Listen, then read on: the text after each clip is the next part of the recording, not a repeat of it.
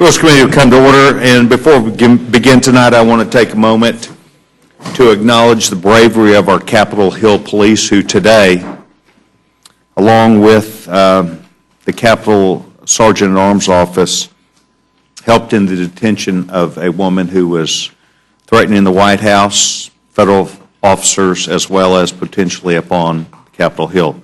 These men and women often go unnoticed. They're in our midst. We see them every day. They're guarding the Capitol. They're here to protect citizens as well as this institution and the members. But on days like today, we should take a moment to reflect on their courage and their selfless sacrifice to ensure that we are safe here in the Capitol complex. And I know each and every one of us as members joined our colleagues, Mr. Hoyer and Mr. Cantor, as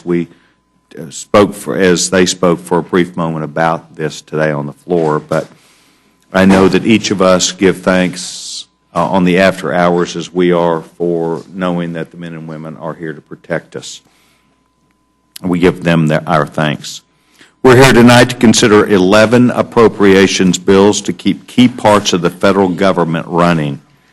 And I believe that this is the responsible thing to do, and my colleagues do.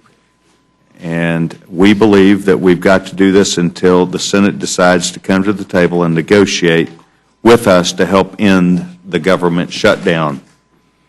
2 bills were passed today to fund our military reserve and veteran services. And tonight, we will begin to move forward on other bills to give relief to the American people during this shutdown, and mostly federal government employees also.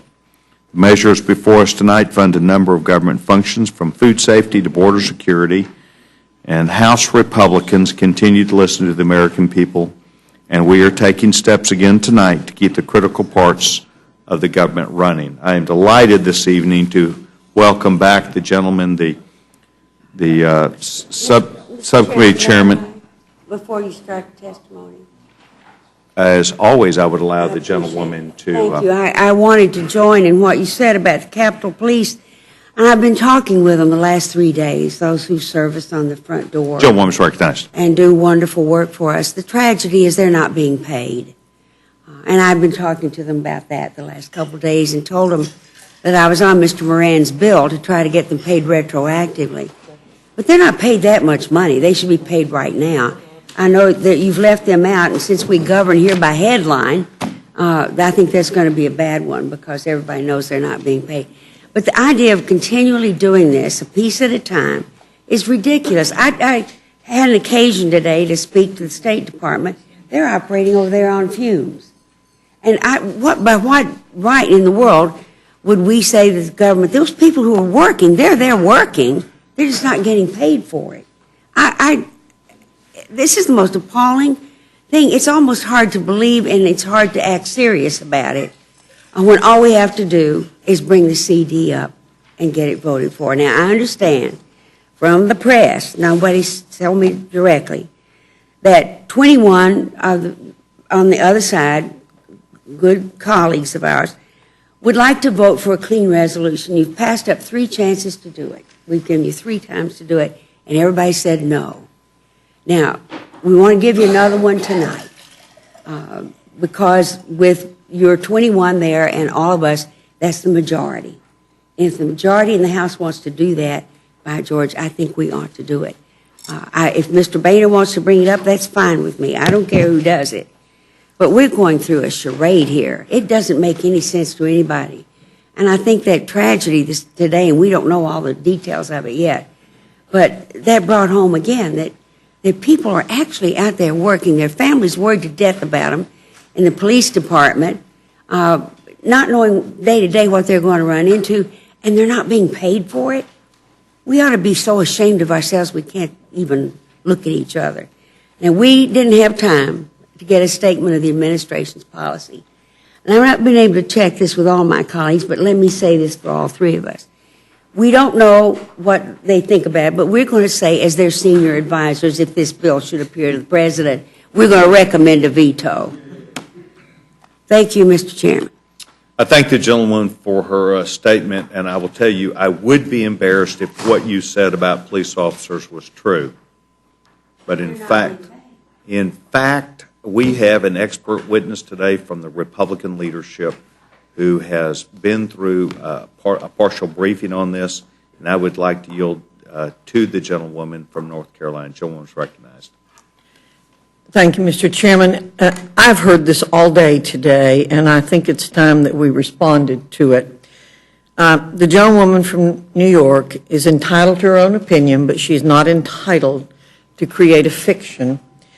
The Capitol Police are considered essential personnel. They are being paid. They were paid. They told me they were not. They were paid on Monday, and they're not due to be paid again until the 16th. They are being paid because they are essential personnel. All people, now, I have utmost respect for the Capitol Police, and I believe they all know that. I'm extraordinarily deferential to them, every single one of them.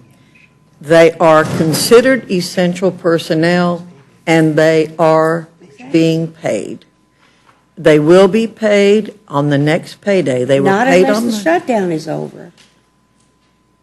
If the gentlewoman would allow me, Well, the simple fact is, if I could maybe help us out a little bit, I believe that we will have to take action to ensure on the 16th they would be paid.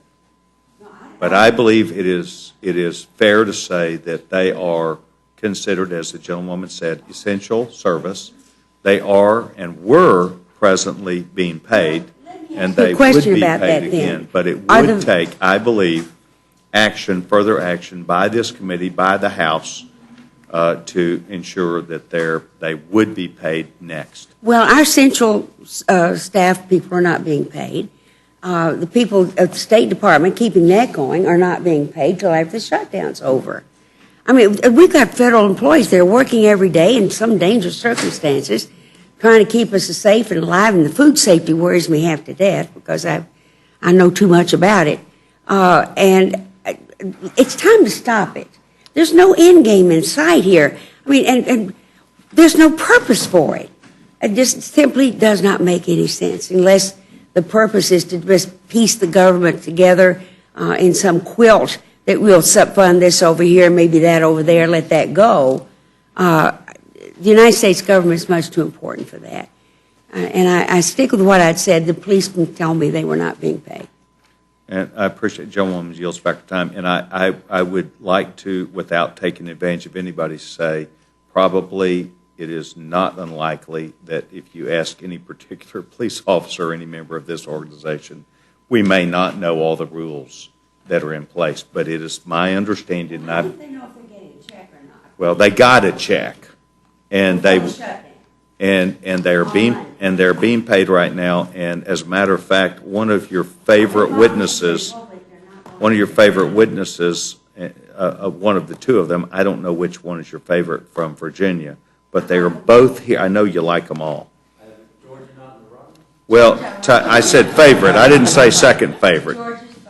And my point is that you're going to hear tonight how, just as yesterday we said we're going to pay the NIH workers and get them back to work, we're going to do the same now. So I thank the gentlewoman for her comments. As a matter of fact, it helps keep us on point of how much work we have yet to do and why we are here. I'd like to welcome, if I can, the gentleman from Georgia, Subcommittee Chairman of Labor, HHS, Ed, and related agencies, as well as two other distinguished members from Virginia. One, Mr. Moran, who had been up here perhaps earlier in the week or last week where we got a chance to see his smiling face, the subcommittee chair, the ranking member for I can almost read, I guess it's interior, that's what it is, environment, I'm learning these words, and related agencies, and also my dear friend, the gentleman, Mr. Wolf, who's a subcommittee chair for Commerce, Justice, Science, and related agencies. And each of you are here for a great reason, representing appropriations, chairman and ranking member. And with that said, the gentleman from Georgia is recognized. Thank you very much, Mr. Chairman. Madam Ranking Member, Mr. Wolf is senior to me. Okay, the first panel then. But I'm here today because we seek to get an appropriate rule on 10 different funding bills that will reopen critical sections of the government programs while Congress and hopefully conference committee irons out the differences between the two bodies. This rule will allow for prompt, straightforward consideration of this, and it will relieve the burden of some of the unnecessary aspects of the shutdowns. The bills before you provide funding for the programs at their current annual rate, and the bills are H.J. Res. 75, Nutrition Assistance for Low-Income Women and Children, H.J. Res. 76, Nuclear Weapons Security and Non-Proliferation Act, H.J. Res. 77, the Food and Drug Safety Act, H.J. Res. 78, the Preserving Our Intelligent Capabilities Act, Intelligence, H.J. Res. 79, the Border Safety and Security Act, H.J. Res. 80, the American Indian and Alaska Native Health, Education and Safety Act, H.J. Res. 82, the National Weather Monitoring Act, H.J. Res. 83, the Impact Aid for Local Schools Act, H.J. Res. 84, the Head Start for Low-Income Children Act, and H.J. Res. 85, the National Emergency and Disaster Recovery Act. The funding for these bills will last until December 15th or until Congress enacts a full-year appropriation bill. And while I believe that the entire government needs to move as quickly as possible to get reopened, these will put a number of high-placed priorities programs funded so that while the conference committee goes on and the negotiations with the White House continue, these areas would be off the table. As we all would agree, funding on individual programs on a piecemeal basis is not standard or is not the preferred way of operating, but let's hope it would bring us closer to a final solution. And having chaired and served on a number of conference committees during my time in Washington, I know that often you start by getting the smaller, less controversial, more consensus-type programs done, and while they may not have the heavy lift that some of the issues do, getting a little momentum going is important for us right now. And I believe that as we showed last Saturday night with the military pay bill, that it is possible in this environment to get a little momentum going between the parties and start filling in that gap. And these 10 bills here tonight serve that purpose, Mr. Chairman, so I yield back. Thank you, gentlemen, very much. Ms. Moran, gentleman's recognized. If you'll please make sure that's turned on, and thank you very much, gentleman's recognized. Thank you, Mr. Chairman and members of the committee. We have a truly bipartisan group of 156 members at last count. They've joined Mr. Wolf and I in supporting legislation that would ensure that all federal employees receive pay for the duration of the federal government shutdown, regardless of their furlough status. There are 800,000 who've been sent home, but nobody, as you know, can really get paid until the money is made available and we resolve this continuing resolution issue. So this does not solve our funding problems, but it does provide these federal employees some peace of mind that they will get paid. The language actually says that they should be compensated at their standard rate of compensation for the period of such lapse in appropriations as soon as practicable after such lapse in appropriations ends. Its fairness is the most compelling reason for doing this. These folks didn't, bring this about. They're trying to do their job. They want to do their job. They want to come into work every day. And they have bills to meet. And I'm sure that all of you have heard from federal employees. Perhaps Frank and I hear from a disproportionate number because we represent so many. But I think it's fair to say that every member of Congress represents some. And even if we didn't, they really work for us. We pass the legislation. They're responsible for implementing it. Today I had a woman from the IRS come in. She said, they're never going to exempt, you people are never going to exempt the IRS, but I have to pay my mortgage, and I don't know how I'm going to pay my mortgage. I have my children. I'm scared. And she broke down crying. There are a lot of folks that just live from paycheck to paycheck. They get their paycheck, they know exactly where it goes, it meets their obligations, they're determined to stay on top of their debts, but boy, they have this kind of disruption in their lives, and it causes enormous stress. And it's really, I think it's unfair anxiety that they're having to deal with right now. So this would at least give them some peace of mind that they are going to be compensated, and so I would hope that we could get this to the floor and that we could have a strong vote in favor of it. And I've talked to leadership. I think I trust that leadership on both sides would agree this is the right thing to do. Whatever we do and how strongly we argue on other issues, we ought to at least agree that these folks are suffering through no fault of their own, and we ought to stop that suffering if we can. Thank you, Mr. Chairman. Mr. Brown, thank you very much. The gentleman, Mr. Wolf, is recognized. Frank, it's good to see you. Thank you, Chairman. Yes, sir. Gentleman's recognized. Chairman Sessions, Ranking Member Slaughter, and other members, thank you for the opportunity.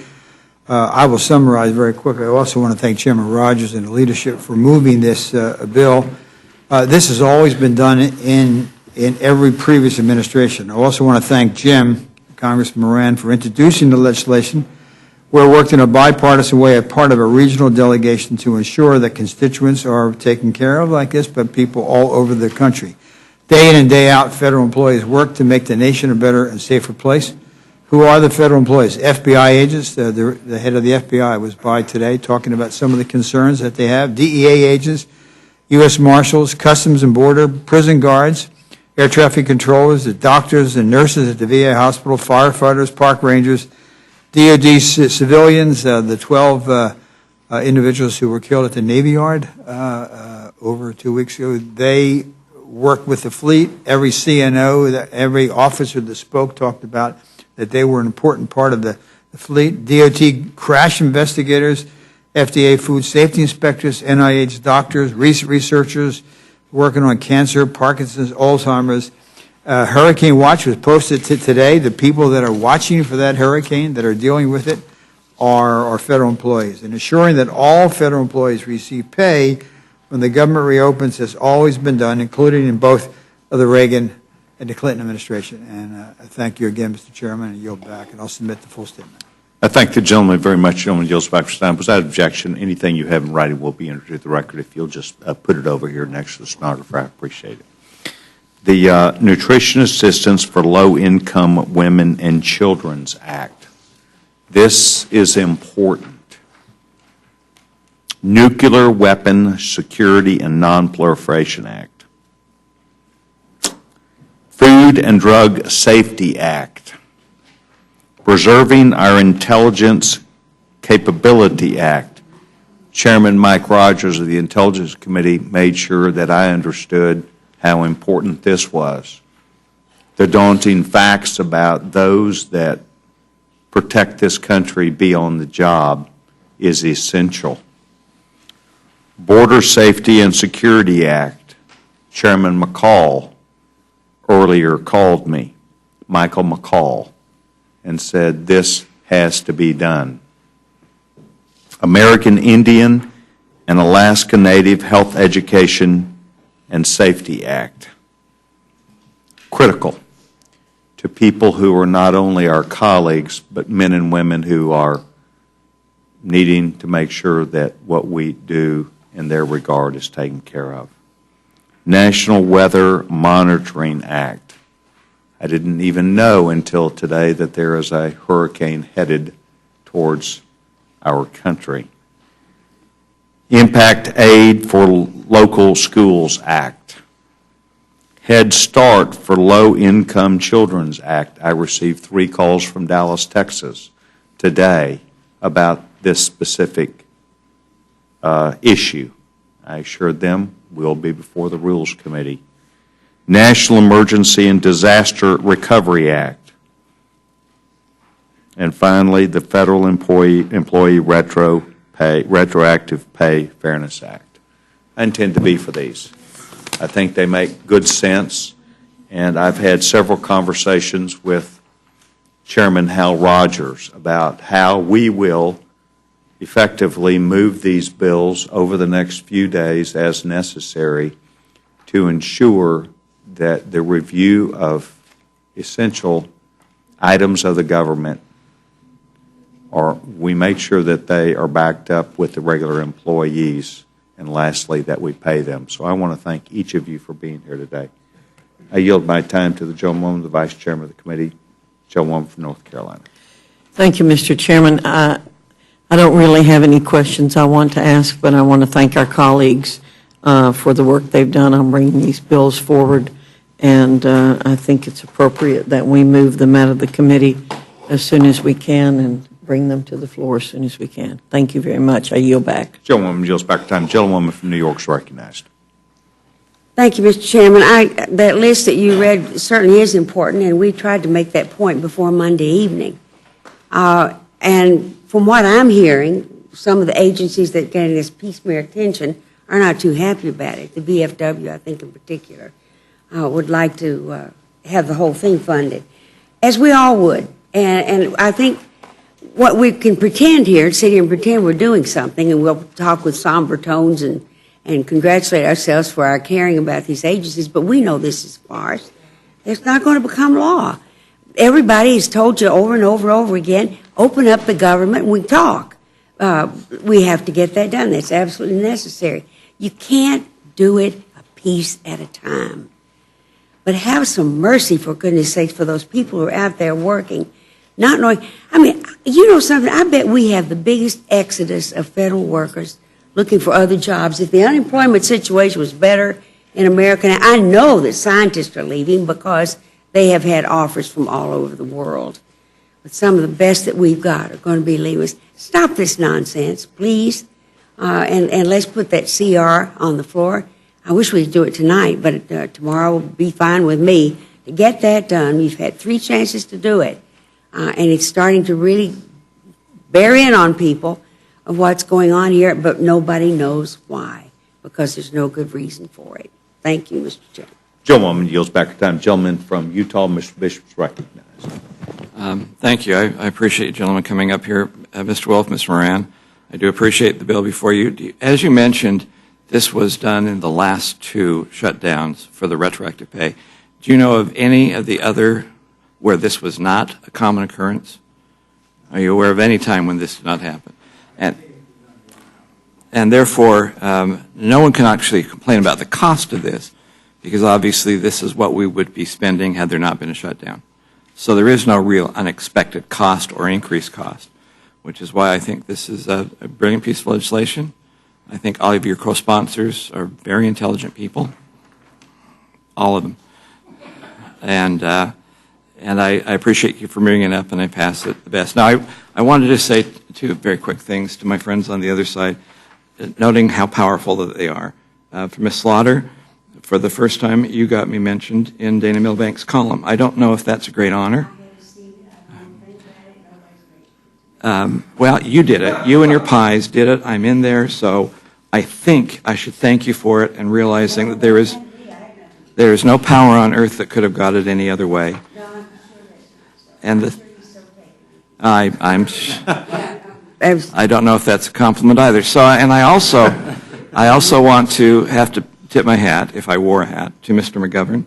On October 1st, before you went down on the floor and you said, what about the cancer drug trials in NIH? Yeah. That got taken care of. And then you said, what about the low-income mothers who have been cut off from WIC? That's being taken care of right now. I think we should probably hire you to go down and do the next speech, because obviously what you say on the floor happens. So I congratulate both of you there. And with that, I thank the gentleman, especially on the bill 3223 that you do, and also the list that are good lists to take to the floor, and they are good to get moved across. at some point, we'll realize that this thing cannot be solved by forcing someone to blink. And there has to be an agreement on a path for negotiations to take place on the issues of the past. And we're coming up on some other great issues, including the debt ceiling, sequestration, entitlements. All those things have to be part and parcel of an issue, and this would be a good time to get both houses of this Congress to agree on a path forward. And I think then there could be some major changes if there was simply an agreement of both of them on getting together and moving forward. So I appreciate your efforts to move in that direction. Yield back, Mr. Chairman. Gentleman yields back. Senator Joe from Massachusetts recognized. Thank you, Mr. Chairman. I want to thank the gentleman from Utah for paying me that high compliment. I didn't know I had that much power. So if people are doing what I want them to do, then tomorrow you bring up a clean CR and we get this thing all done. So set it here. Let's see what happens tomorrow. Let me thank Mr. Wolf and Mr. Moran for being up here. I think you help.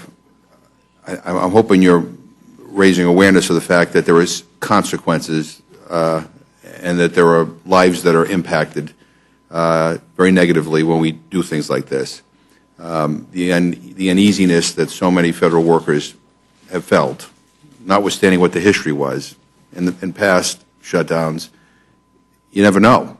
And especially in this Congress, you never know what the hell is going to happen. So, I appreciate what you're trying to do here.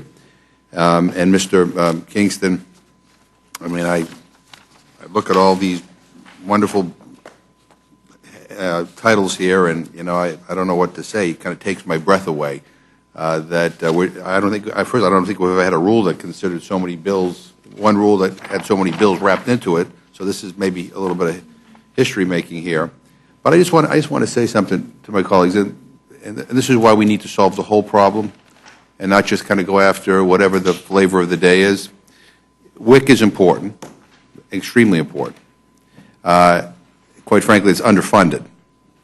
And again, I said this the other day, I'm willing to support a CR at these levels, even though I think that, in fact, that it terribly underfunds a lot of things I care deeply about, but I think it's important to keep the government going. And as you, hopefully, your side and our side and the White House discuss, an agreement and a compromise on a long-term spending bill, and let's hope we don't get to a crisis on the debt ceiling, which would really ruin this economy. But the reason why this approach is so problematic, even if the Senate were going to go along with this, and it's not, so we're not fixing anything, really. We all know that. But WIC is needed. But for poor people, that's not the only program that's needed. What about TFAP for food banks? A lot of people who rely on WIC rely on food banks. CSFP money for hungry senior citizens. There's a whole bunch of support systems that are in place so that people who are very vulnerable and people who are very poor don't fall through the cracks. And over the years, there's, up until recently, there has been pretty much bipartisan support for strengthening those programs. But when you pick one and you don't pick the other, and you don't pick this one, you pick that one, it doesn't work. It just doesn't work. And so we really do need a holistic solution here. And I still can't quite wrap my mind around why we can't pass a short-term, clean, continuing resolution as you negotiate a long-term spending bill so we can keep this government going not just weeks at a time, but for the next year. I'm very, very nervous that we're approaching this debt ceiling vote or this deadline, and that there are some people who are playing a dangerous game here where they're expecting somebody to blink, and we may go off the cliff. And if we go off that cliff, I'm going to tell you, our conversation is going to be very, very different. Our credit rating is going to go down. You're going to see lots of pain. And you're going to see the world look at us as a country that is not stable, that cannot be trusted, that is not the economic leader. And so I just, look, I'm just pointing out to you that if this were a serious effort, the problem with it is that it is not holistic. And so it's not just good enough to say, oh, well, and by the way, on the Head Start stuff, even before the government shut down, Mr. Chairman, you may have gotten some calls, because I've gotten calls in my district. Head Start facilities were shutting down because of sequester. I mean, I've even before all this, I had mothers come in to see me and say, I'm working 2 jobs and I need this. My son just lost his Head Start slot. I mean, so people were already being adversely impacted by all this. So, we got to figure out an alternative to sequester in the process as well. But this isn't, this is, I don't know what this is. I mean, this is just an excuse, I guess, to stay in. And I hope we can get by this. I mean, like I said, I'll say it one more time. Supporting the CR at sequester levels is a huge compromise for someone like me. It is huge. I hate those numbers, but I'm willing to vote for that to keep the government going. And so, I mean, I'm compromising here, but I'm being told it's not enough. It's not enough just to keep the government going for 5 or 6 weeks. You got another negotiation about the long-term spending bill, and so it's really frustrating to be here. And I don't need any answers. I just, that's the end of my venting. So I yield back my time. Gentleman yields back his time. Gentleman, Chairman Cole. Gentleman from Oklahoma is recognized. Thank you very much, Mr. Chairman. I want to thank all my colleagues for being here as well and for genuinely trying to make an effort to help us get through a difficult time, at a time where we're awfully divided. I share the frustration of my friends on the other side of the aisle. I think we ought to be negotiating right now. I just think we ought to be negotiating without preconditions. We ought to sit down. I don't think you specify the conditions ahead of time, but again, that hopefully will be sorted out in the next few days. I particularly want to thank my friend Mr. Moran and Mr. Wolf, because it's important that we see an example of bipartisanship in an extremely polarized time, and a bipartisan commitment to make sure that people that are out of work through absolutely no fault of their own, have some assurance that at the end of the day, whenever that is, and I hope it's sooner rather than later, that they know they're going to be made whole. But it's been pointed out, and I agree, if you don't know when and you're living paycheck to paycheck, it helps to be made whole, but there still could be a challenging time in that interim for you. We've got to try to address these bigger problems as quickly as we can. But the manner in which you two have gone about trying to address a real problem in a bipartisan way and offer reassurance to people, I think says a lot about both of you, but it also sets an example for the rest of us that I hope we can follow as we work through this problem. So again, I want to thank my friends for maybe creating a crack in the stalemate, so to speak, that perhaps we can get some other things done with in the days and weeks ahead. Got to yield back, Mr. Chairman. Gentleman yields back his time. Judge Hastings recognized. Thanking our colleagues who have come to present to us. And like my good friend from Oklahoma, I especially want to thank Mr. Wolf and Mr. Moran. I had spoken earlier with Mr. Moran and signed on to the legislation, and we'll vote tomorrow for the Federal Employee Retroactive Pay Fairness Act. In the meantime, even though people are assured that if we pass this and if it goes to the Senate and becomes law, that they will be paid, as we speak, the figure that has been continuously put forward here inside the Beltway is that 800,000 federal employees around the United States of America are furloughed at this time. Some people, when they're furloughed, begin looking, as my good friend and ranking member said, for other employment.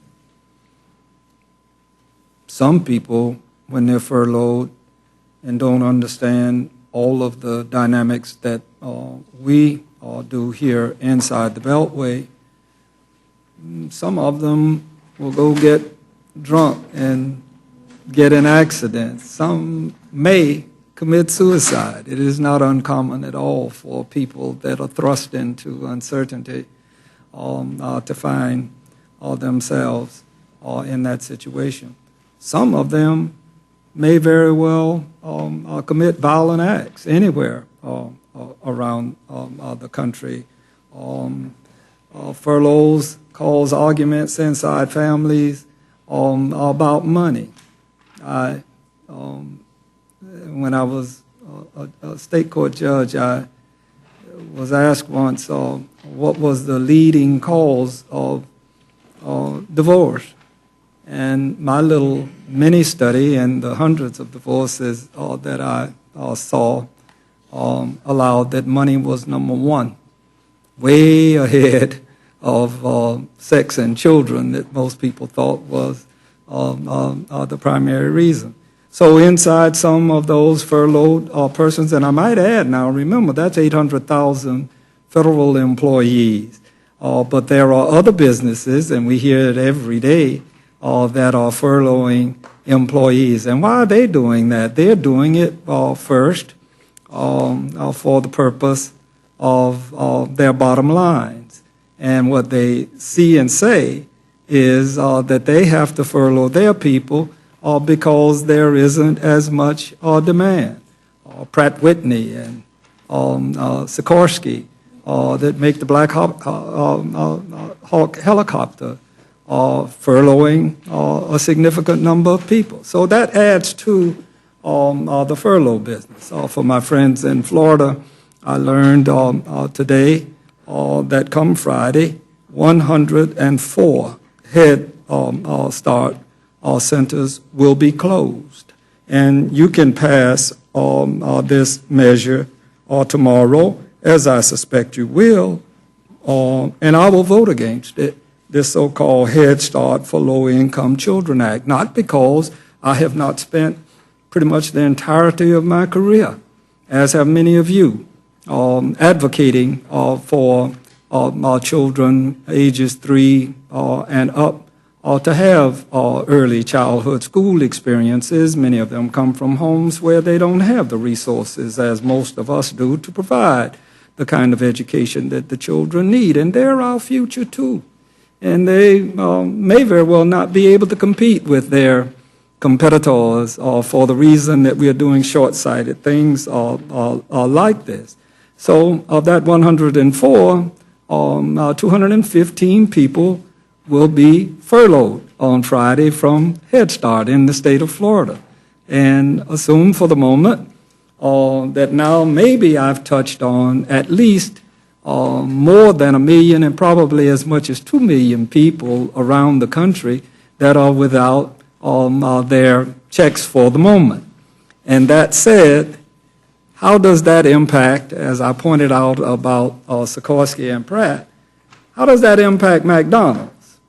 The person that goes to work in Massachusetts that's a federal employee in a federal building around the corner from McDonald's, around the corner from the flower shop where they may take flowers home to their loved ones or what have you, those places are losing business. Every minute that we commit ourselves to this reckless and feckless undertaking that you are perpetrating on society. My friends here get bored when not only I talk, but that when I bring up that Ms. Slaughter and I grew up with a tremendous radio program for children, and it was called Let's Pretend.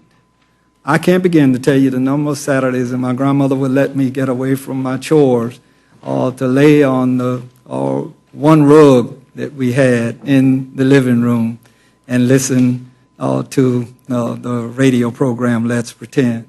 Little did I know that 60-plus years later, I would be in a body where Let's Pretend has come to real life. Y'all know that none of this is going to become law.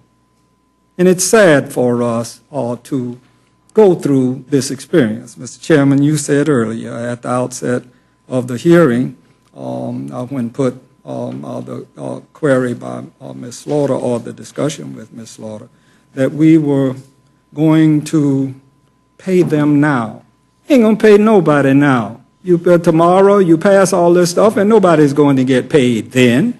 And that's for the reason that first, the Senate is not going to take anything that's piecemeal. And if you're satisfying yourselves by believing that the American people are not watching and do not understand, then I think you're making a mistake. Or we should go back to regular order in this institution, and I think everybody knows that. And that regular order would allow for us to not do as you have, and I compliment you for having passed 5 of the appropriations measures, and they didn't go anyplace in the Senate. And that I join you in criticizing those in the other body who, if any, were responsible for that. But I would have preferred, I've been here a couple of times when Democrats and Republicans have managed to proceed through the appropriations process and allow for the membership to have the input that would be helpful. Now, I hope, Mr. Chairman, that I have not seen the rule, nor have I spoken with anyone concerning what the rule would look like other than as it pertains to the agenda that's put forward here this evening. Yesterday or day before, I'm lost in time now, I know you put forward a put down of the previous question. And my dear friend, the ranking member, raised the question about it. I then took it upon myself to do the added research. The previous question has been an ironclad rule. Never in the history of this institution, under Republicans or Democrats, has the previous question been taken away from the bodies and the people in this body. I hope this rule does not do that. Now, I grew up around people who, some of them, con artists. I had carnivals come through town, as some of you may have, and they always had some of the biggest con artists in the world working in some of those carnivals, as entertaining as they were. But I learned early how to spot a con. I live in South Florida. That's one of the scam capitals of our nation. I moved there 50 years ago. I learned early how to spot a scam. So in my time here in Congress, I've seen and once in a while have participated in all kinds of political gimmicks. I've seen them all, at least until I got to this one. So I learned early how to spot a political gimmick. But now I'm getting a new lesson from y'all. And that's a gimmick wrapped in a scam inside a con. I guess you could call it Gimmicon scam. Perhaps brought here by the reader the other day in the other body of Sam, I Am. Please tell the senator from Texas, and I tell you that what you're doing ain't going to work. I yield back my time. The gentleman yields back his time. The gentleman from Georgia is recognized. Thank you, Mr. Chairman. I just had two questions. Mr. Wolf, you mentioned that historically, I think since the president from Georgia came to town, there have been 18 shutdowns, including this one. Is it your understanding that pay has been provided retroactively to federal employees in all of those previous shutdowns? And has it typically been done with an affirmative act before those policy differences were concluded and government was reopened? Is this the typical way to do it, do you know? I can shed a little light on that, Mr. Woodall. Up until 1980, you had lapses in appropriations, but the government wasn't shut down. Then in 1980, the Solicitor General for the Carter administration ruled that you had to stop funding the government if there was a lapse in appropriations. So a number of those prior shutdowns fell prior to that period of time. So that the issue was kind of moved during that situation. Subsequent shutdowns, they have always reimbursed every federal employee for the period of time during which there was a lapse in appropriations. But do you know, Mr. Moran, if it was done prospectively, where we don't know when we're going to reopen the government, but we want you to know you're going to get paid to take care of the worry that you discussed, or whether it was done after the fact? My recollection in 1995 and 96 was that it was after the fact, but your recollection actually is accurate. I was here, as was Frank, during 95 and 96, and the first one, of course, in 95 was for 6 days. Then there was a subsequent one at the end of December that lasted into January, is my recollection. That was for 21 days. And in both cases, it was after the fact. But I would suggest, though, that we should bear in mind, at that time, it was not the entire government. We had already passed a number of appropriation bills, so it was just for certain agencies that hadn't happened to be in the appropriations bills that had been passed. So it was all of them were partial shutdowns. So I think there is a unique situation here that was not present in prior shutdowns. I'm not one of your co-sponsors, though I appreciate what you're trying to do in terms of taking worry off families' plates. Worry is one of those things that I find most reprehensible because there's no solution to worry. It doesn't matter whether the conclusion that is being worried about comes to fruition or not. The worry continues to exist, and you bear the burden of that. But I have to ask, because your constituents are counting on you here, what I'm hearing from my friends on the other side is they say there's no expectation that the Senate's going to take this up and deal with it, and that it will become the law of the land. Is that also your expectation? It's not. I would expect that a bill that is of such a bipartisan nature as this one is, which is not a matter of doing the appropriations process piecemeal or lifting the shutdown in a piecemeal process, but rather a fundamental policy issue. Do we pay federal employees for time lost that is not their fault, clearly? My expectation is that the Senate would find this to be a separate kind of piece of legislation and would in fact approve it, and that the President would sign this. So I don't know. I obviously don't want to speak for my good friend from Florida, but I think it's possible that he was not referring to all of this. But yeah.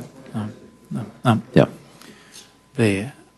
I do enjoy and learn. Be happy to yield to my friend. And I won't take time.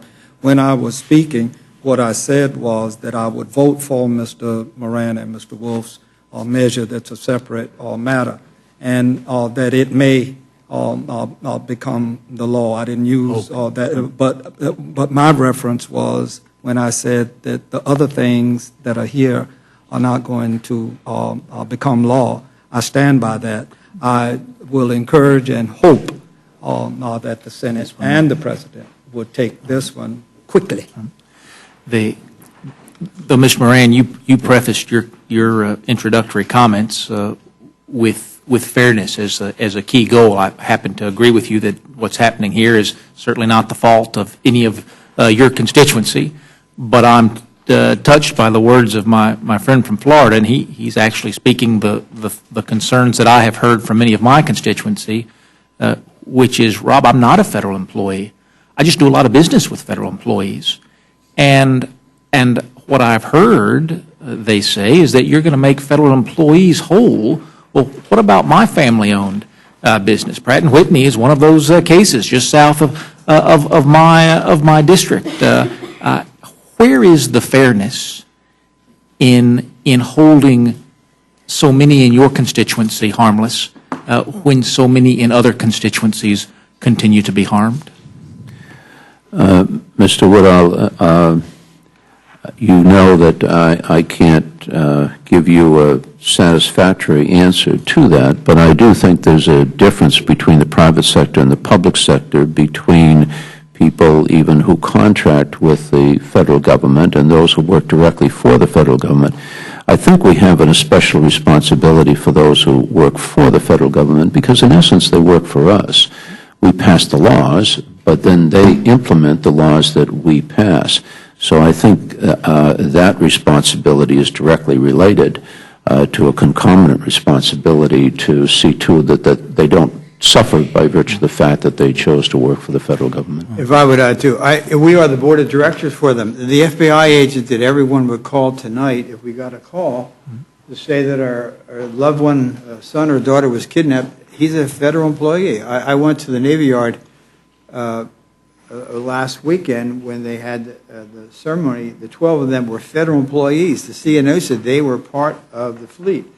My family has been devastated by cancer. The cancer researchers out there are, but we're the board of directors for them, and I think we do have a unique responsibility. 72% of the intelligence community has been furloughed. We have FBI agents that are over in Nairobi now doing DNA examinations on El Shabaab to see if there was any Americans involved. I mean, they're federal employees. So we're the board of directors for them, and I think that's the distinction. So I agree with Mr. Moran.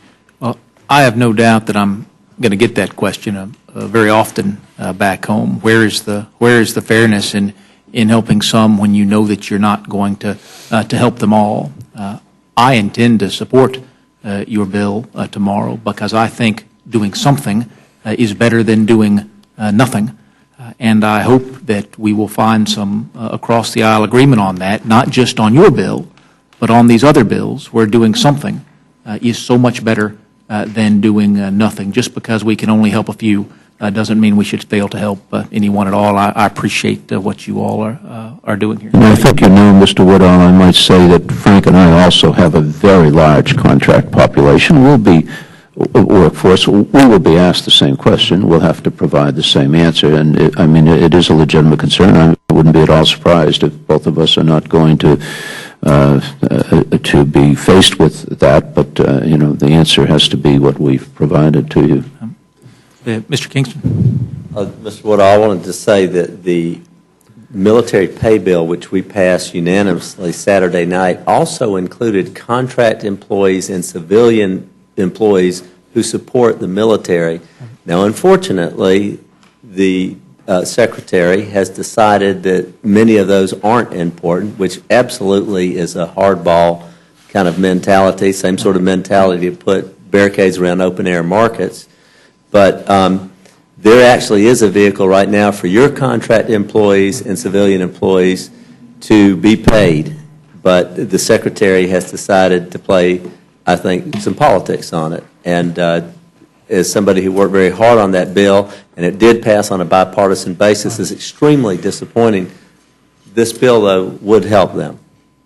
Yeah, I appreciate that, and I have heard that very same thing from folks back home, that they thought as the result of the hard work that you and other leaders put in, that they would be covered, only to find out from their employers that the Pentagon had said, no, we're not going to exercise that authority. That was also disappointing to me. Well, anybody who has a military installation or a military presence in their district know that it's not just the men and women in uniform, but it is civilian support and contractor support that make that whole installation operate. Thank you for your leadership on that. I yield back, Mr. Chairman. Gentleman yields back. Time, gentleman of Colorado. Yeah, thank you. Question for Mr. Kingston. We have 11 of these, and we've had 3 or 4 now that have passed the House. So my question is, how many of these until we've effectively passed a clean CR that includes all the functions of government? Well, the gentleman will yield. I think that's a great question, but I want to say this. I've chaired and participated in a number of conference committees where we've settled out major billion-dollar differences between House and Senate. Mr. Moran was my ranking member at one time. Rosa DeLauro was my chairman at one time and then my ranking member. But What I found is you go into these, and I'm not telling you anything you don't know, but Just reclaim my time for a moment. These are not at different funding levels, if I understand correctly, than the Senate has done in their CR for each of these areas. It's just we're doing them one at a time, which could take weeks and weeks of a government shutdown until they're all done, and then it's the same as their complete CR. Presumably they're going to be packaged together afterwards. Well, what I was going to say is that you go into these conference committees and you may have 60, 70 differences, but the more of the underbrush you get out of the way, you start building a consensus. And I truly believe that this method, given the absence of a formal conference committee and negotiations, this method is moving us towards each other on a rank and file basis. So given we're at about 14 after the ones that passed and the ones in this rule, what's the number? How many of these till the CR is complete? I mean, how long will this work take? About, if you can ballpark it, is it 50? Are we talking 100, 150? Well, Is about how many? we've passed 5 appropriation bills. The Senate has passed 0. If we took the balance We're clearing my of time. The Senate 7 has passed a continuing resolution for the rest of the fiscal year for... only because they couldn't pass an appropriation bill. You don't need a CR. You don't need a CR at all if they would do regular I order. know your role as an appropriator is a very important one, but there's 2 ways we can fund government. We can certainly fund them through appropriations bill. I think that's our preference, probably as an institution, individually, et cetera. However, in the absence of that process successfully reaching resolution in the past several years in Congresses as well as now, the process that's been used has been a continuing resolution for all or some of the areas of government. So again, I mean, my question is, we're at about, as you mentioned, 15 of these. How many are there till we fund all areas of government? I would say you could potentially wrap them up in one, or you could divide it into 150 if that's what you wanted to do. I'm not sure of all the different agencies, but let me say this, as the gentleman has pointed out, there's no agreement on the number. We have a $60 billion plus difference between funding levels and the way the Senate interprets the Budget Control Act at $1.058 trillion and where the House is at $996. So the only reason why I put that out is not only are there policy differences, but there are huge numerical differences between where we are in the Senate. The CR that the Senate has passed that awaits action here in the House is at the same budget level of the House, the 986 level. Will the gentleman yield? I'll be happy to yield. But as you know, CRs are only used as bridges to bigger agreements. So what, in my opinion, would happen if we passed the clean CR? There would still be a huge fight in 2 weeks or 2 months about the dollar difference. We're clearing my time. Yeah, well, no doubt there's additional discussions to be had, but many of us would argue they should be had while the government is open and continuing, rather than while for weeks or months at great harm to the American people and to federal employees we're not able to deliver basic services that we've promised. So I don't think we have a disagreement here about the need to reconcile the Senate and the House budgets. In fact, a number of my colleagues, including myself, have asked for a conference committee to reconcile those for many, many months. We believe very strongly those two should be reconciled. However, there's a continuing resolution at the House levels. The Senate has come and met the levels that are in the House budget and said at least for this 6-week period, we will allow government to function at this level. I'll be happy to go to the gentleman from Georgia. Let me go, let me go to the gentleman, Chairman Kingston first, then we'll go to the other gentleman. Well, let me say this, in my opinion, with such a huge numeric gap, forget the substance, forget the policy, but with a $60 billion gap, I think in 2 weeks or 2 months or whenever that CR ran out, we would still be in a deadlock. And so if we are in this situation 2 months from now, in my opinion, right now, we should go ahead and put the budget conference in there, the sequestration conference in there, and the debt ceiling. And that's just one member's opinion, not speaking for the committee, but while we're at it, we can't ignore all these other gorillas in the room. Yield to the gentleman from Massachusetts. And I guess I'm trying to understand what's being said here, but I think what I'm hearing you say is, in the opinion of your party, the only way to resolve these differences is by shutting government down.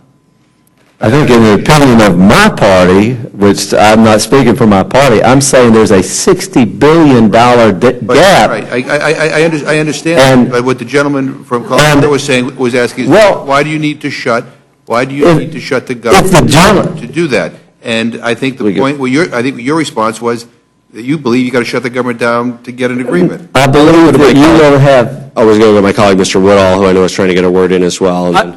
Because we had four appropriators here, I've heard what the gentleman from Colorado said several times, that the Senate is funding at the House level. My understanding is that the Senate CR is at 986, and the House was appropriating to 967.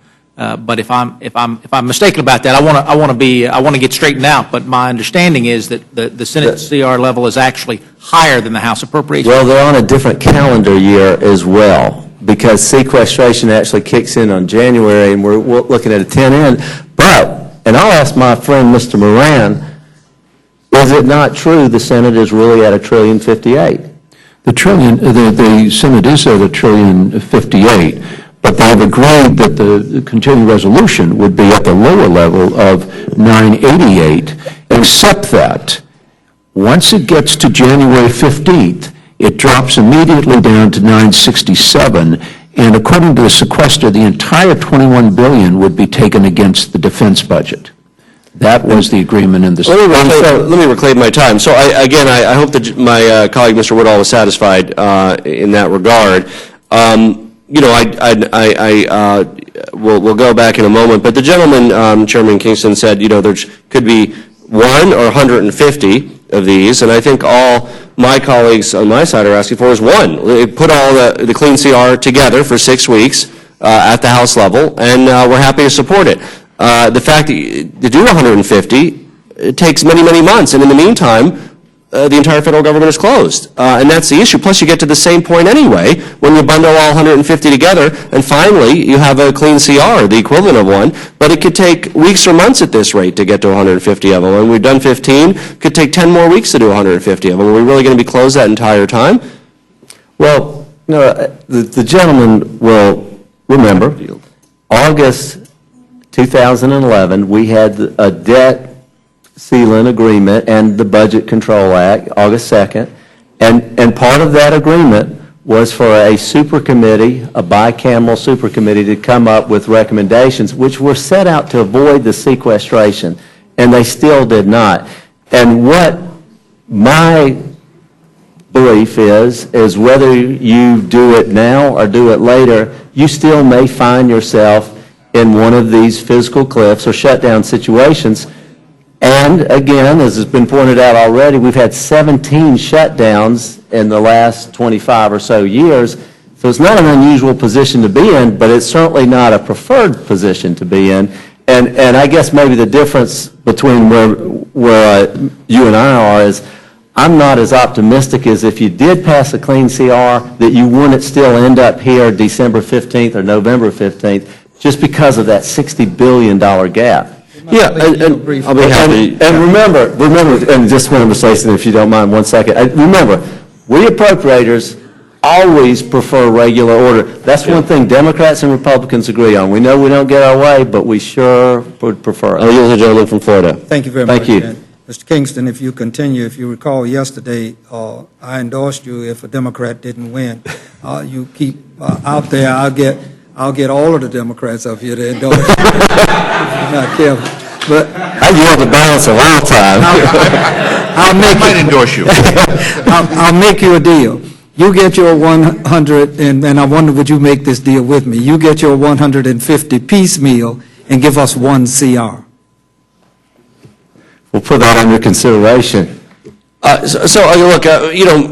Mr. Batu, I think that the best answer that I've gotten here is that this could happen again anyway. There's potential disagreement in the future. There could be a government closure in the future. I don't disagree with you with regard to that. I think where we disagree is why does closing down the federal government now in any way, shape, or form help this situation? We absolutely have differences to resolve in the future. There's no question. In 6 weeks at the end of the year and thereafter, I don't see how it benefits anybody, your party, my party, the federal government, to have our federal government closed during this interim. In fact, I think it risks, frankly, making it even harder to address these problems that we face as we operate under increasing duress. I'll be happy to yield. Yeah, the only thing that I really and truly, absolutely believe as fellow baseball players together, what I would say is we really have a huge gap with the Senate. It's such a huge gap, and we are kind of on this distraction, and it's a worthy distraction, on Obamacare, but it's only a piece of it because there's still that $60 billion gap. And then you have the debt ceiling, and so this is speaking again for one member, you got to wrap it all up and put it on the table because you can't divide it. We're claiming my time. The Senate has capitulated to the House levels for 6 weeks. You just need to know how to claim victory, frankly. But only for that period of time. That's only really, I would say, just a partial momentary truce, if you will. It's still not going to close what you're ultimately going to fight over, and that's the $60 billion difference. And one thing I'll say, that I don't hear a lot of members on either side talking about this, because we're all talking shutdown and we're talking Obamacare, but part of this big debate is this $60 billion gap. And so, to me, put the debt ceiling debate, put sequestration, put it all on one table at one time, and let's roll up our sleeves and get the job done. You know, I appreciate the gentleman's viewpoint. There's no disagreement that there are further disagreements in the future that need to be resolved. I would just argue that we shouldn't hold the entire federal government hostage in the short term, and that, in fact, I believe makes a longer-term solution more difficult, which is why I think whether we get through 150 of them in 10 weeks and keep government shut down that long, or can pass it all in one and open it up tomorrow, I think we just need to move forward and begin the good faith negotiating process to resolve the future $60 billion difference. Again, there's no difference now in this continuing resolution. The Senate has capitulated to the House levels. The House Republicans simply need to claim victory and reopen government. But there are disagreements in the future, and we can get to those. But it's very difficult to do so when the entire federal government is closed down. And I'll yield back to the chair. Gentleman yields back his time. Gentleman from Florida, Mr. Nugent, is recognized. Thank you, Mr. Chairman, and I appreciate all the comments, and I don't think there's anybody here that's happy with the fact that we have the government closed from that perspective. But I guess, you know, none of us know what the crystal ball is. I mean, we can all hope that that a CR gets passed at some point in time, whether it's tomorrow or the next day, we don't know. But I do know this, that we have Head Start programs in the state of Florida that went through the process for the granting authority that were supposed to get paid on October 1. That would actually keep them open in the state of Florida starting tomorrow. On Friday is the date of closure. Now, there's been a lot said about Head Start programs closing, but I also know that in the state of Florida, it's partially true and partially anecdotal, and it's not necessarily accurate.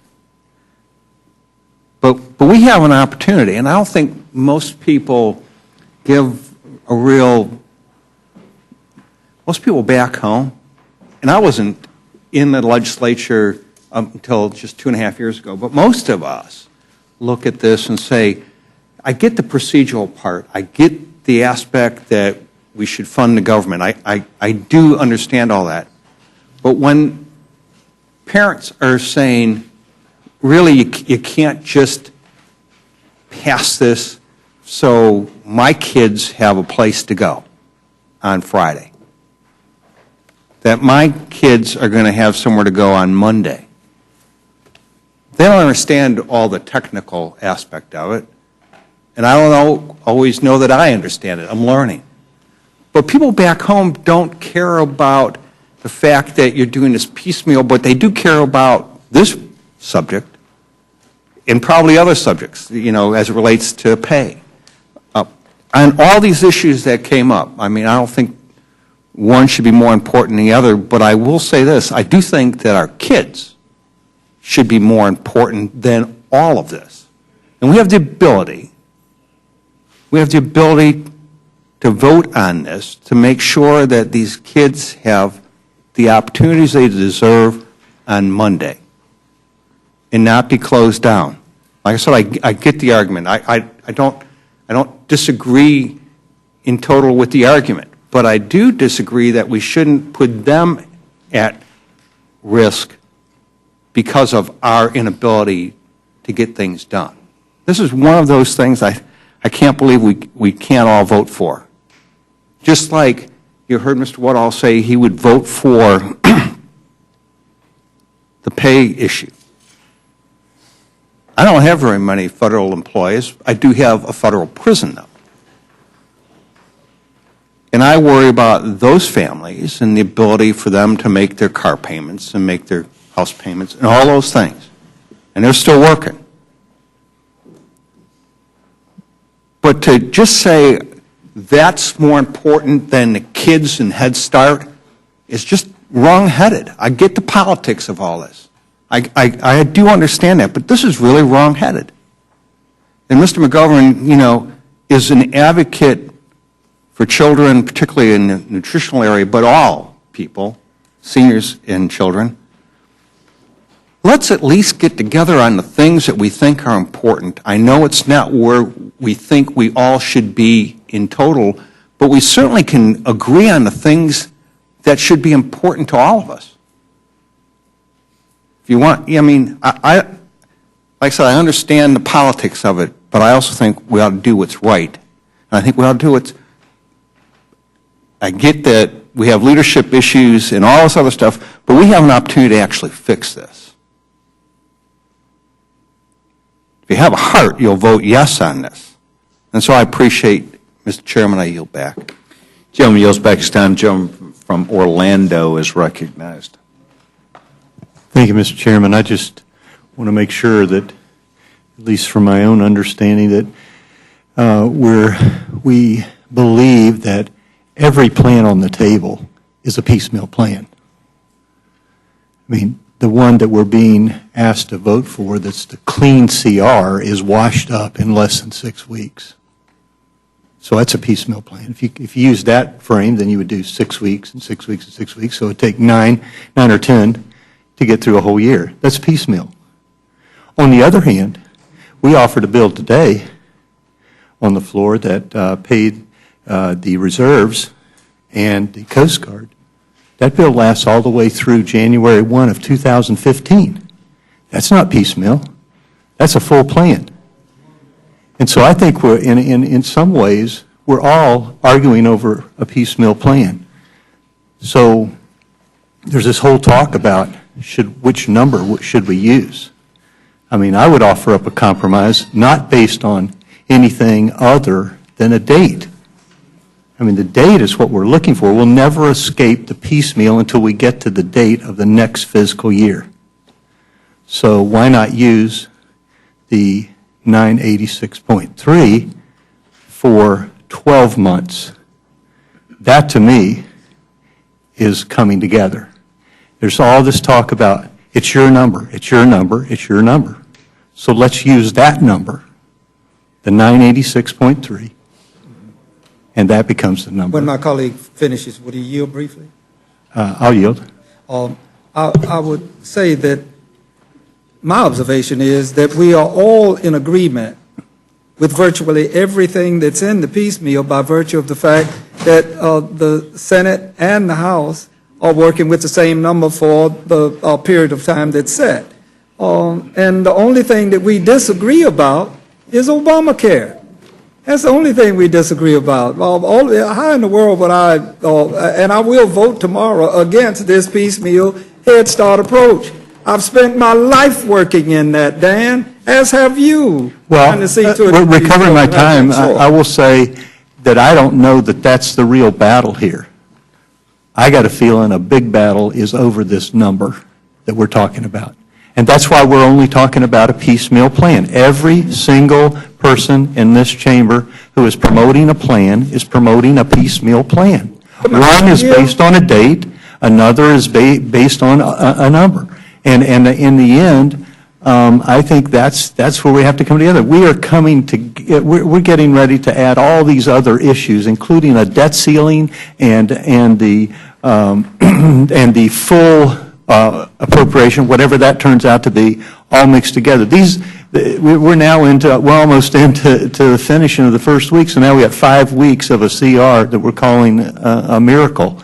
And it's not. It's only a piecemeal plan to get us a teeny little bit down the road. And so I say we ought to be talking about the long term, which is the full length, the 12 months. And in that, how are we going to fund that, and what concessions can we make in order to get people to agree that, number one, we ought to raise the debt ceiling in order to pay for a appropriation that we're funding. But how do we get to that point? Well, sometimes it takes concessions on issues, and I think that's what we're talking about. But My anyway, colleague clearly understand that that the Senate and the House have agreed to this. I think you all are missing that point. And all we are in disagreement about, and evidently you were talking numbers, or Jack talking No, numbers. reclaim my time. I believe that they've only agreed for 6 weeks to hold that number. I don't think they've agreed for a full year. I think it's 6 weeks, and I think therein lies the problem, and I yield back. If the gentleman would yield, if there's any, If the gentleman is suspended, does the gentleman wish to yield back his time? Okay, I'll reclaim my time, and I'll yield to the chairman. Thank you very much. The only thing I wanted to make sure people realize, because I know there are a lot of people who say we agree on the number, but it is really and truly, you put your thumb on it, it's a 6-week agreement only, and the gap is tremendous. So in addition to our disagreements on Obamacare and sequestration and the coming debate on debt ceiling, you have a $60 billion plus gap. And that's why I'm saying these stakes are a lot higher than right now most of our colleagues in both parties seem to know, because there is this focus on the policy difference, but the numeric difference is incredible. So thank you very much. I just want to get it off my chest. Mr. Chairman, may I just add a bit If gentleman to that? Thank you. The gentleman from Florida controls the time. Will the gentleman from Florida yield for a moment? I yield. The problem with a continuing resolution for the entire year or for a substantial part of the year, I think doesn't take sufficient consideration of the fact that we have a budget resolution that's been passed by the House and Senate that's waiting for them to go into conference. So we really don't have what I call 302A allocations to our subcommittees.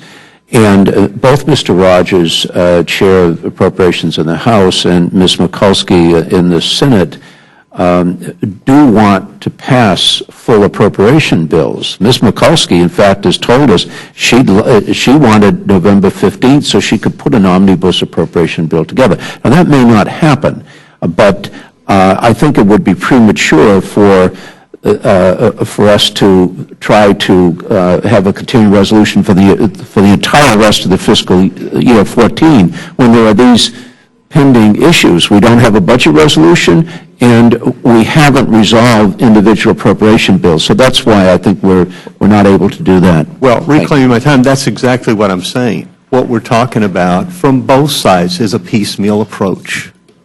And I think we ought to look out further, because we've got some real issues coming on us, and they're coming really quick. And talking about something 5 weeks long or 5.5 weeks long is not enough. Yield back. Gentleman yields back his time. Gentlewoman from Miami. Thank you so much, Mr. Chairman, and thank you for calling up the Rules Committee on this emergency basis. It shows the urgency of these bills, and I congratulate you for doing that. I'm glad that we all came up, and I want to thank the chairman and the ranking member who are here. Thank you for bringing these bills up for a vote tomorrow, and we can get this done. We can get it to the Senate. The president can sign them, and little by little, we get it done. Doesn't have to take a long time. Thank you very much, Mr. Chairman. I yield back. Gentlewoman yields back her time. Perhaps if we ever need a new chaplain, you might be considered, because you're a breath of fresh air, and thank the gentlewoman. Gentleman from Louisville, Texas, Dr. Burge, recognized. Thank you, Chairman. Chairman Kingston, let me just ask you a question on the Intelligence Capabilities Act. I had been looking forward to a fairly robust debate for the reauthorization of the nation's intelligence capabilities. That authorization, as you know, expired on September 30th. We didn't actually get around to it. I don't want us to miss the opportunity to have that debate because I do feel it's important. It was part of the Department of Defense appropriation debate this summer, the Amash Amendment, and many people will remember that. I know people have concerns about things in the reauthorization for the intelligence bill.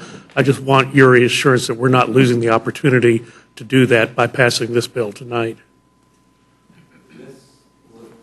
Thank you, gentlemen. This goes till December 15th, and so there would be inevitably another opportunity after that.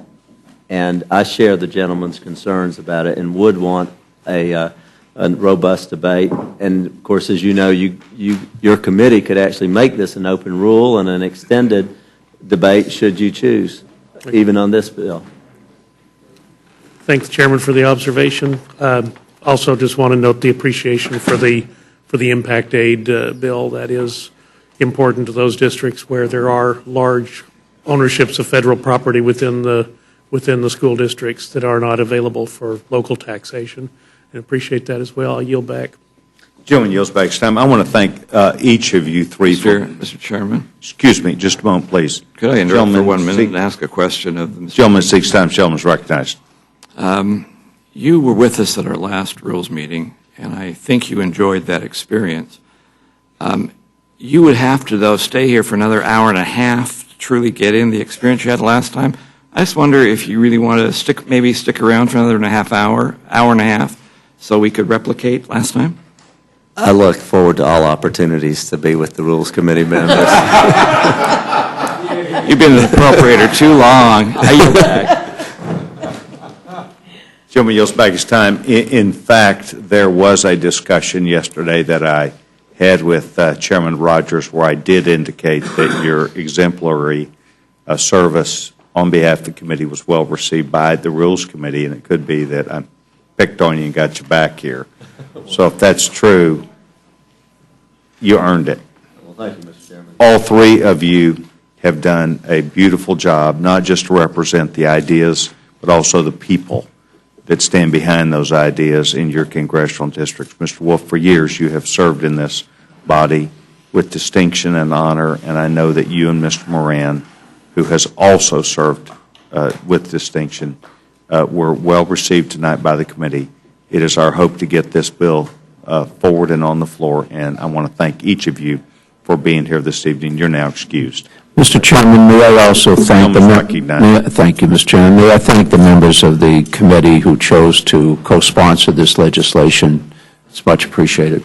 Thank the gentleman. Thank you. And thank you very much.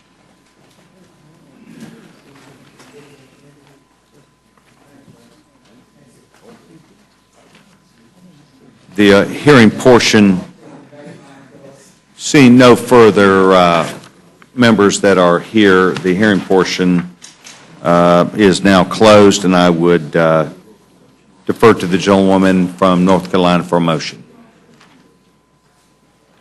Thank you, Mr. Chairman. I move the committee grant closed rules for HJ Res 75, HJ Res 76, HJ Res 77, HJ Res 78, HJ Res 79, HJ Res 80, HJ Res 82, HJ Res 83, HJ Res 84, and HJ Res 85. The rule provides 40 minutes of debate on each joint resolution, equally divided and controlled by the chair and ranking minority member of the Committee on Appropriations. The rule waives all points of order against consideration of each joint resolution and provides that each joint resolution shall be considered as read.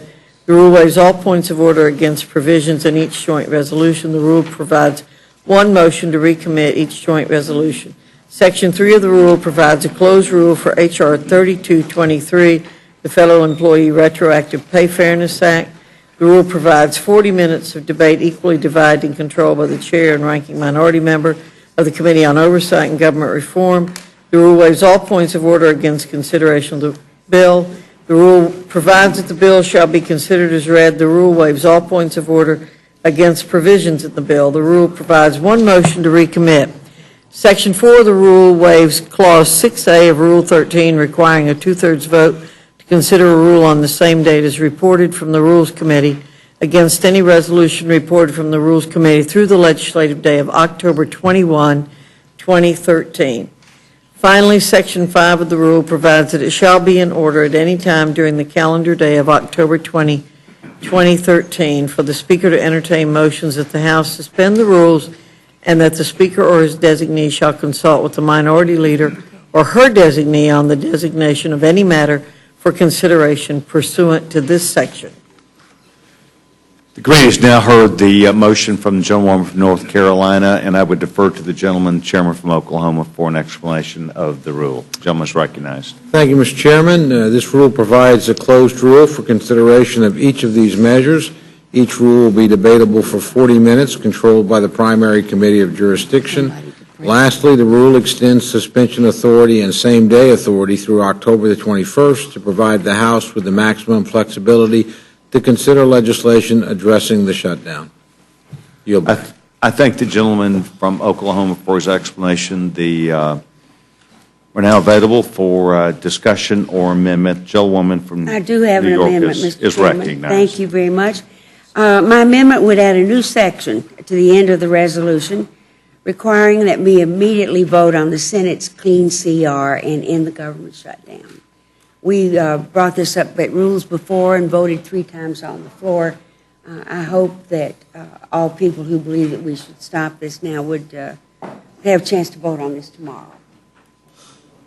You've now heard the amendment from the gentlewoman from New York. I would offer the explanation that what we are attempting to do here tonight, we attempted yesterday, we'll do in votes on the floor, is to make sure that the important attributes of government are taken care of as we know our national leaders, President, Senate Majority Leader, and the Speaker work through these very difficult issues, up to and including, as the gentleman, Mr. Kingston, noted, some $60 billion difference needs to be negotiated also. Don't want to shut down the government again. And I would find that we've got to resolve what we do now and then find one great answer. And I believe that our leadership is capable of that, so I would offer no vote. Any further discussion? Seeing none. Those in favor of the slaughter movement, I signify by saying aye. Aye. Those opposed, no. No. Roll call. Noes have roll call.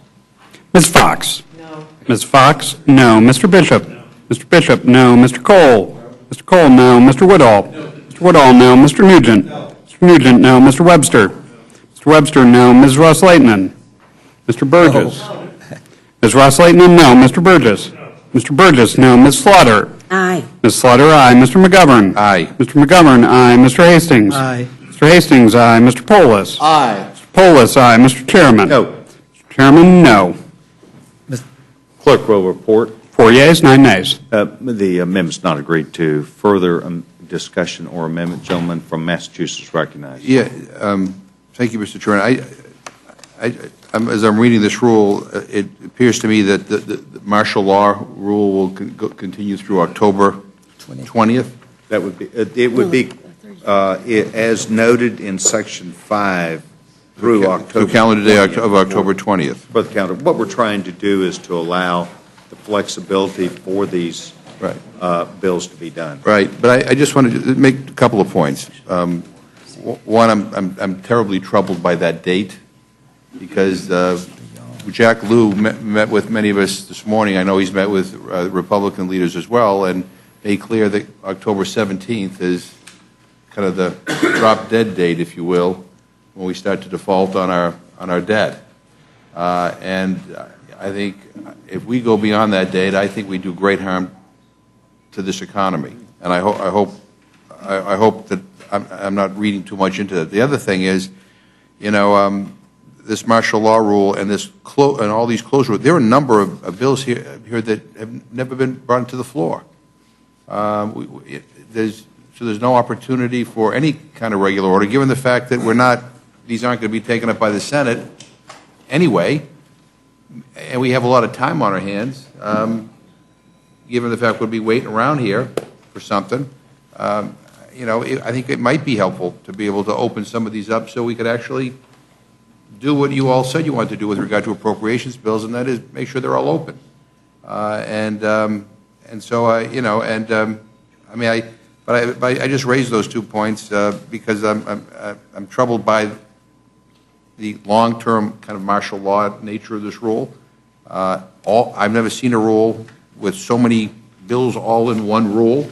And it really, from speaking for the minority, I mean, it really does not only diminish our ability to be able to participate in legislating, I mean, it basically tramples on our rights. And I just wanted that to be clear for the record. Gentleman yields back. The gentleman did not make a motion, but did have a discussion. The gentleman from Florida is recognized for Mr. either Chairman, of those.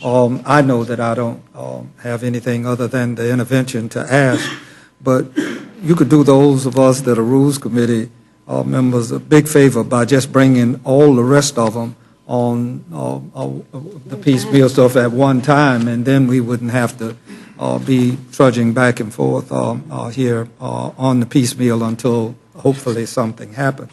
But, Mr. Chairman, I wanted to self-correct a statement that I made, and with your permission, I made the comment that the taking away of the previous question was and is an ironclad rule.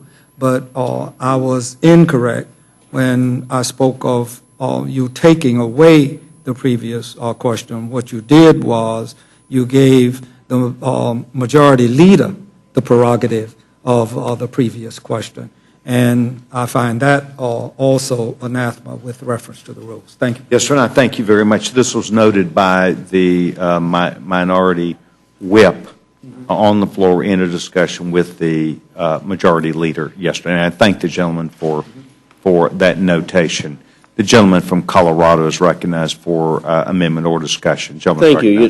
Thank the gentleman. And as you know, generally the prerogative of this committee is to be able to talk to the chairs and ranking members of the various committees and subcommittees bringing forth legislation.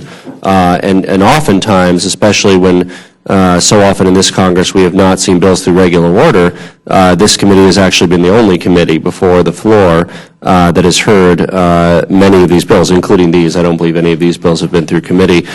I hope that in the future we try to do fewer bills at a time so we can more adequately explore each of the bills. We did not have all the chairs and ranking members. We had the committee chair, but we didn't have we all know in the Appropriations Committee much of the work is done in the subcommittees.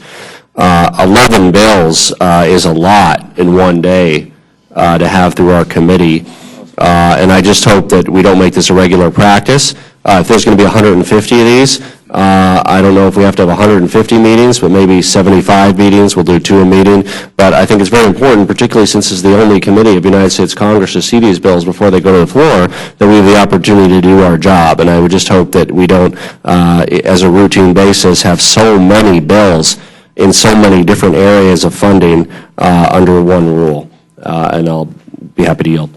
I thank the gentleman for his feedback, and in fact, I will continue with other members of Republican leadership to try and find bills that we believe would be within the support of your colleagues, just as we did Mr. Moran and Mr. Wolf, just as we thought perhaps some others, perhaps on this committee, would find them well also. I would like to offer a addendum, if not a correction, of how I spoke to and agreed with Mr. McGovern. Mr. French has advised me that Section 4, in fact, indicated October 21st, and Section 5 was October 20th. So that doesn't make me feel any better. You know what? Even when I try and thank you for the clarification. I thank the gentleman. Is there further discussion or amendment? The gentleman's recognized. Can you clarify that discretion in the dates between Section 4 and Section 5? I can. The requirement of Clause 6 is a suspension, in my opinion. And the Section 5 would be a rule where it would be on the floor. Is that the way I read it? That's the way I read it. So we could put them under suspension. Even though it's on a rule, we could move it to suspension. Be happy to deal. That's my reading. Just right here, if you asked me, I would say that. But Louise, if you want to correct me, feel free. But that's the distinction, in my opinion. I thank the committee. We're now going to move to the motion that's been made by the gentlewoman from North Carolina. Those in favor of the Fox amendment signify by saying aye. Aye. Those opposed, no. No. The ayes have it. Roll Yes. call. Roll call vote. Thank you. Ms. Fox? Ms. Fox, aye. Mr. Bishop? Mr. Bishop, aye. Mr. Cole? Mr. Cole, aye. Mr. Woodall? Mr. Woodall, aye. Mr. Nugent? Mr. Nugent, aye. Mr. Webster? Mr. Webster, aye. Ms. Ross-Lehtinen? Aye. Ms. Ross-Lehtinen, aye. Mr. Burgess? Mr. Burgess, aye. Ms. Slaughter? No. Ms. Slaughter, no. Mr. McGovern? No. Mr. McGovern, no. Mr. Hastings? No. Mr. Hastings, no. Mr. Polis? No. Mr. Polis, no. Mr. Chairman? Aye. Mr. Chairman, aye. Clerk will report the total. 9 yeas, 4 nays. The motion is agreed to. Motion is agreed to. And the gentleman from Oklahoma, Chairman Cole, will be representing the Republican Party. I'm going to see it through. And the gentlewoman from New York. I want to thank each of us. By the way, there was a suggestion made earlier that we should be paid by the minute for the time that we are here. And I am well aware that the staff, as well as the members, have taken a great deal of time over the last few days. I want to thank each of you for doing this, and I look forward to seeing you. Mr. Chairman, Gentleman is do you recognized. anticipate that we will have any meeting over the weekend at all? I thank the gentleman. It's a very valid question about whether I would anticipate that there would be a Rules Committee meeting. I do not at this time foresee that necessarily would happen, but once again would offer the same request as you heard me have last week, I believe, is when I did it, when I said that I would like to ask that each of you and your associates remain at the ready at a moment's notice or within an hour, that we would attempt to get you with notice, but that you would be prepared as necessary. I want to thank each committee members. I also want to thank our stenographer tonight, who has done an outstanding job for her service. Committee's work is now finished for the day.